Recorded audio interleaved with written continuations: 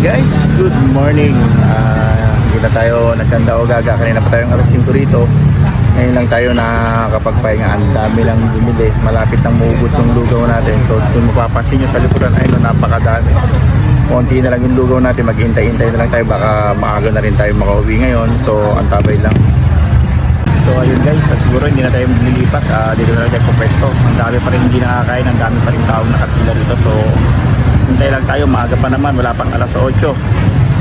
Marami pang hindi nagluluto, baka makaubos na tayo dito. At salamat sa Diyos kahit pa paano hindi na tayo lumipat, nakasambay na lang tayo dito. So konti na lang, konti na lang, maghintay lang tayo.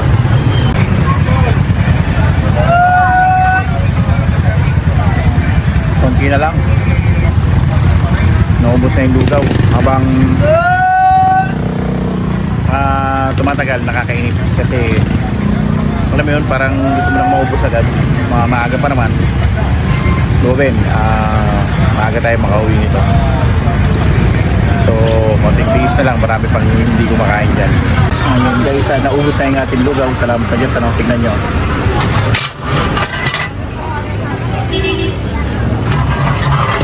So, wala na. Ang dami pang hindi kumakain. So kulang pa kayo lugaw natin. Salamat sa Diyos at maaga tayong naubos ngayon. Pagdating natin kanina umaga, alas 5 pa lang, nandito na. Hindi na tayo magkakita kasi ang dami nang bumili. Ayun, so pahinga lang tayo konti guys, then uwi na tayo. Ayun guys, nakapaglinis na tayo dito. So pwede na umuwi. Let's go!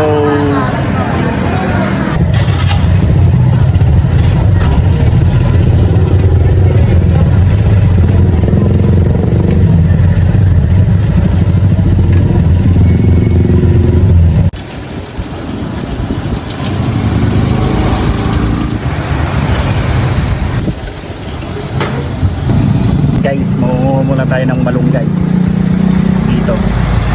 Sandali lang.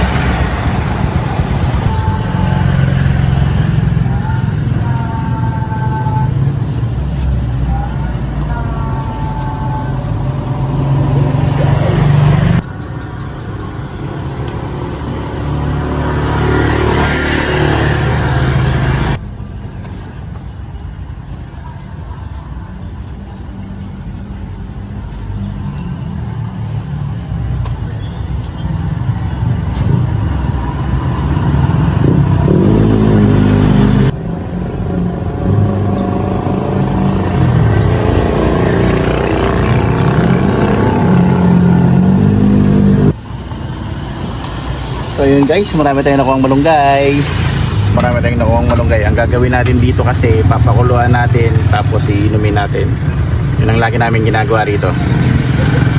So guys, nakauwi na tayo ulit sa bahay. Salamat sa Diyos, maaga tayong naubos.